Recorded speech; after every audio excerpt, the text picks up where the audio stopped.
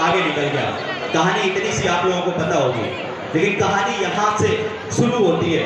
मेरे मित्रों, पहली सीख इस बात से है कि आपको अपना काम, छात्रों के लिए स्पेशल मैं कह रहा हूँ कि आपको अपनी पढ़ाई निरंतर वर्ष भर करनी पड़ेगी, तभी आप जाके परीक्षा फल में सही अंक ला सकते हैं, तभी आपका परीक्षा फल बहुत अच्छा होगा।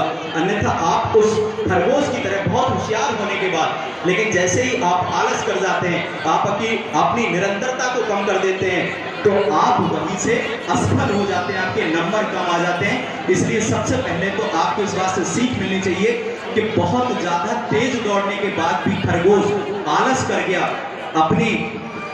अपनी निरंतरता को खो गया, इस वजह से वो पीछे रह गया और खरगोश सो गया और कछुआ जीत गया। तो सबसे पहले छात्रों को यहाँ से क्या सीखना है कि साल भर उन्हें अनवरत रूप से निरंतर उन्हें पढ़ाई जिस तरीके से वो करते हैं, जिस खेलों में करते हैं, वैसे ही उन्हें करना है। अब यहाँ से कहानी शुरू होती है।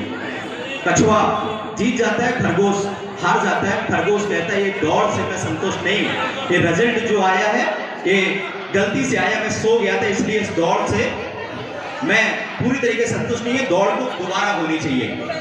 कछुआ तैयार हो गया, बोले ठीक है दौड़ दोबारा होगी। खरगोश और कछुआ में फिर से दौड़ शुरू होती है। जाहिर सी बात है कि खरगोश पारंगत था, उसने तेज दौड़ लगाई और वो जीत गया।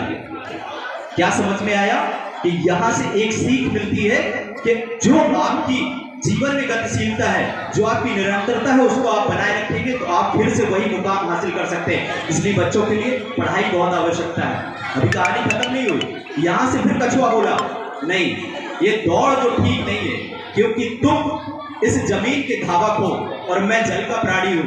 आप इस जमीन पर तेज दौड़ सकते हो, मैं जल का प्राणी हूं, मैं कैसे दौड़ सकता हूं?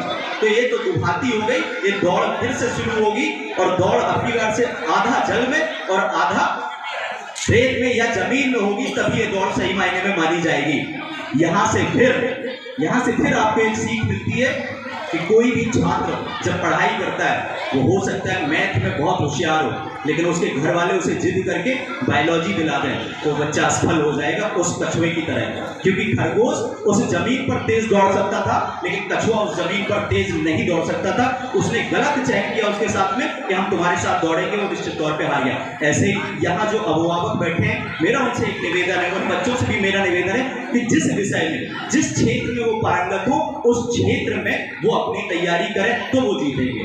अब कहानी फिर से वहां शुरू होती है कि जब दोनों में कंपटीशन हुआ कि आधा पानी में और आधा जमीन में दौड़ लगेगी। कछुआ और खरगोश इस बात के लिए तैयार हो जाते हैं। निश्चित तौर पर खरगोश जीता, जमीन में खरगोश जीता तो पानी में कछुआ जीता।